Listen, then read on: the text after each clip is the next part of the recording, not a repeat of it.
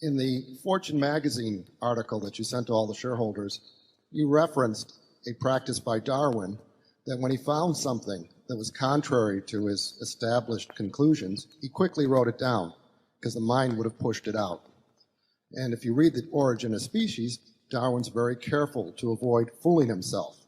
He very carefully asks and answers the hard questions. It's a feedback mechanism, and you've picked up on one of his feedback mechanisms to avoid fooling yourself. So the two questions are this. If you look at model how you think, Charlie thinks, how physicists think, how mathematicians think, you see the same pattern. You want to use logic. You're dedicated to logic. But logic's not enough. You have to avoid fooling yourself. So you build feedback mechanisms. So the first question is, do you see it that way? That you're thinking just like mathematicians, physicists, and some of the other exceptional businessmen by being logical and being careful to have feedback mechanisms? And the second question is about other feedback mechanisms. Your partnership sitting next to you is a great feedback mechanism. It's hard to fool yourself when you partner with Charlie Munger. Right. This meeting's a feedback Hard to fool him, too. But that's not an accident. The meeting on one level is a feedback mechanism. The way you attack the annual report letter is a feedback mechanism. So could you comment, both of you, on other feedback mechanisms you developed? Thank you. Well, you've come up with two very good ones. I mean, there's no question that Charlie will not accept anything I say because I say it, whereas a lot of other people will. I mean, it's just the way the world works. And it's terrific to have a partner who will say, you're not thinking straight. Doesn't happen very often.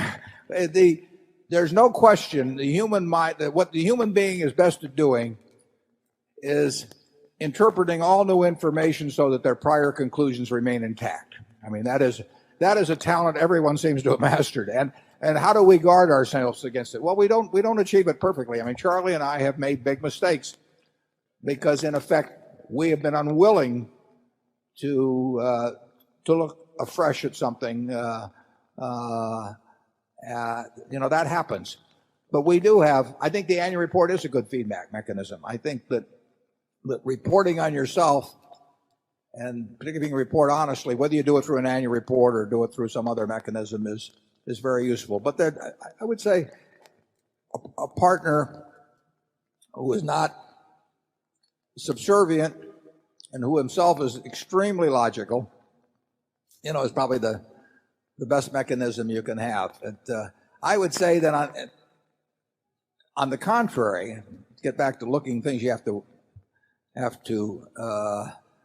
be sure you don't fall into. I would say the typical corporate organization is designed so that the CEO opinions and biases and previous beliefs are reinforced in every possible way. I mean, having staffs around you that know what you want to do, you are not going to get a lot of you're getting a lot of contrary thinking. I mean, most staffs, if they know you want to buy a company, you're going to get a recommendation. Whatever your hurdle rate, if it's 15% internal rate of return, which very few deals ever work out at, or 12, or they're going to come back and they're going to come back with whatever they feel that you want. And if you arrange your organization so that you basically have a bunch of sycophants who are cloaked in other titles, you're not going to get. You are going to leave your prior conclusions intact, and you're going to get whatever you go in with your biases wanting, and the board is not going to be much of a check on that. I've seen very, very few boards that can stand up to the CEO on something that's important to the CEO and just say, you're not going to get it. So you've hit on a terribly important point. That, all of us in this room want to read new information and have it confirm our cherished beliefs. I mean, it is just built into the human system. And that can be very expensive in the investment and business world. And like I say, I think we've got a a pretty good system. And I think that most of the systems aren't very good that exist in corporate America to avoid falling in the trap you're talking about. Charlie? Yeah, I think it also helps to be willing to reverse course, even when it's quite painful. As we sit here, I think Berkshire is the only big corporation in America that is running off a derivative book. And we originally made the decision to allow the General Re derivative book to continue. It's a very unpleasant thing to do, to reverse that decision, yet we're perfectly willing to do it. Nobody else is doing it. And yet it's perfectly obvious, at least to me, that to say that derivative accounting in America is a sewer is an insult to sewage. Yeah. I would second that. I might not have chosen those exact words, and we may not even use those words in describing why we got out of it. But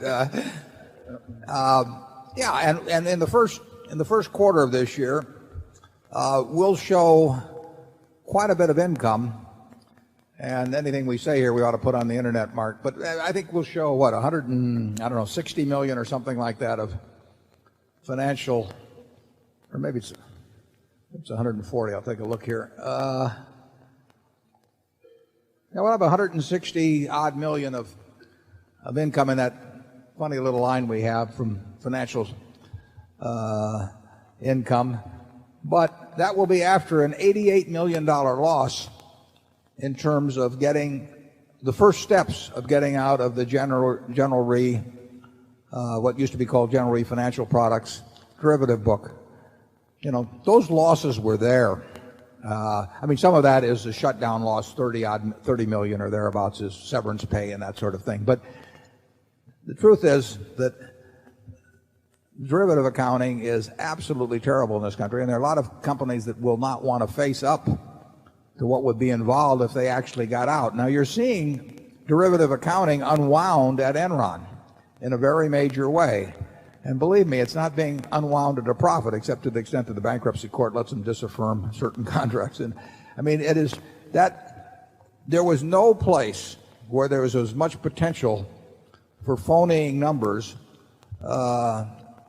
at a place like Enron than in the derivative country. They were marking to model. They were doing all these things. You give a whole bunch of traders the ability to create income by putting little numbers down on a piece of paper that nobody can really check, and it can get out of control. It will get out of control. And so we decided finally to bite the bullet on it, and we get out of it. And it would, incidentally, we would not have reported $88 million of loss if we'd stayed in it. Might have reported a tiny profit or something, but in the end, the loss was there, and there could well be some more to come in that, because once you get into derivatives, I think our longest contract may run 40 years or something like that. And then the guy who put the 40-year contract on the book probably got paid, that week for putting it on virtually. And, we've got a bunch of assumptions as to how it's all going to work out over 40 years. You couldn't devise a worse system. And in the end, we didn't want to be in the business when we got in it, and we are now in the process of getting out.